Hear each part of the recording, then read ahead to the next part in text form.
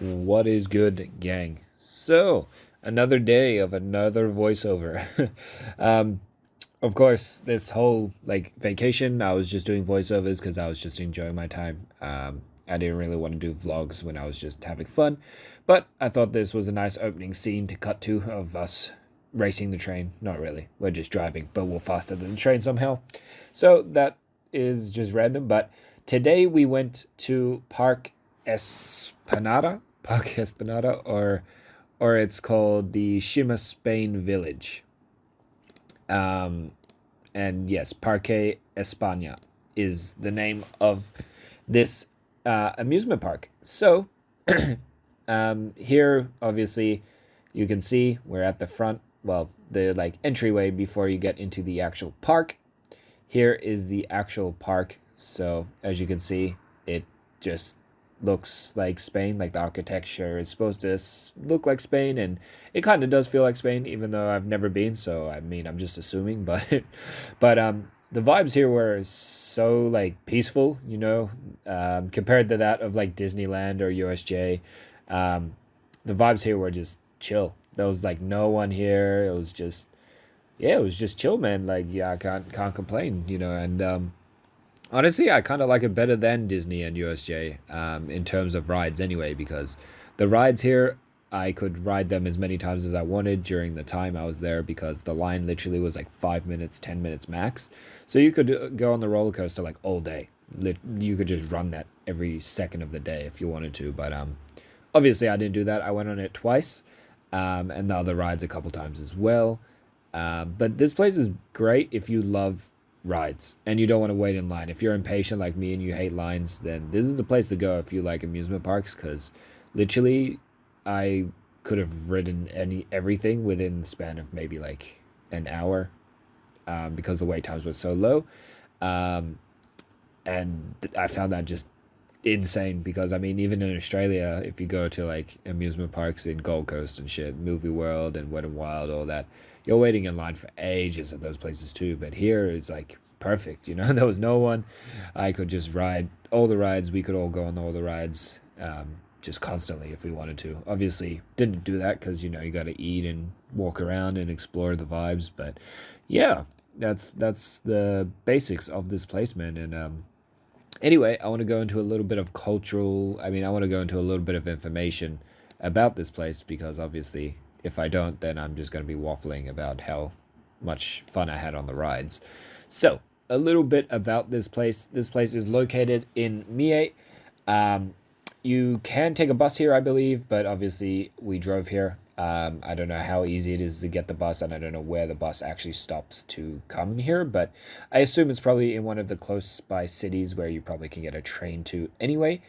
Um, and yes, so this park was built in the 1980s, um, with obviously the international tourism coming about, and this Spain inspired park in Japan was proposed, and the location was chose to be in the Mie prefecture, because it's known for its beautiful coast here in Mie.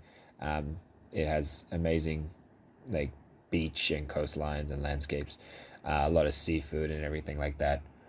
Um, so yeah, that's I think why they chose this location. It's supposed to be like close to like as Spain as you can get, um, within Japan. So yeah, I think they did a pretty good job of capturing it. Obviously, I'm not from Spain. I have never been from Spain, but it gives me Spain vibes. So that's a plus.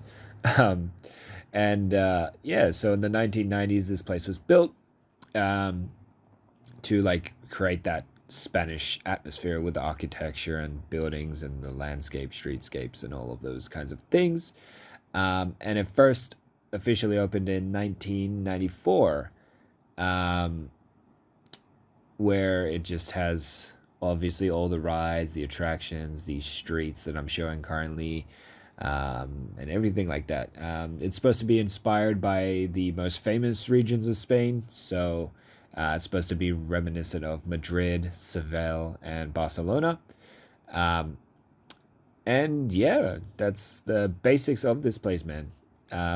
And obviously, due to being in Mie, there is the challenge of increased fluctuations of tourism and like economic change and things like that.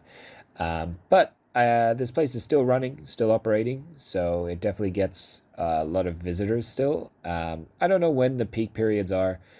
We might have come in a low period, but I think overall it's pretty quiet-ish, just consistently, like, similar, I think, in terms of people wise anyway. Um, but yeah, like, what else can I say, man? Um, Honestly, I'm at a loss what else to say. This place is pretty self-explanatory, the concept and everything. And the information I gave you is pretty much all that I can really give on short, like when I've been researching about it. That's pretty much all I got. But anyway, I'm just gonna let the clips roll and I'm just gonna ramble over them. Obviously, right here, I was just showing off the nature. You know me, I love the nature shots. And I'm not really an architecture kind of. I'm not I don't take many photos of architecture. I mean, but this architecture was very like unique, and I liked it a lot actually. So I did take quite a bit of architecture and art videos in this one compared to my usual just nature and animals and things like that, which is usually things I photograph. But here I decided this place is pretty beautiful, so I'll also film the architecture here too. This is how it looks at night. Honestly, I think it's even more like beautiful at night. Maybe it's just how they've done the lighting and everything. It looks crazy, but yeah, man, like the lighting was on point. Whoever did this needs a raise for real, for real. But moving on from the park, as it's about the show, we are on a drive to get seafood.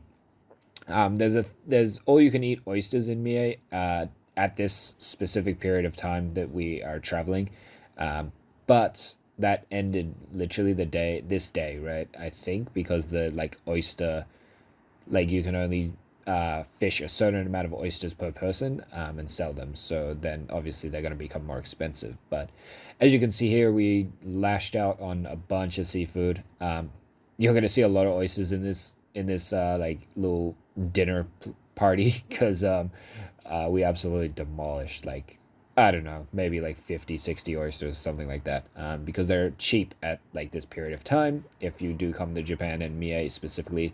But there is also all you can eat places.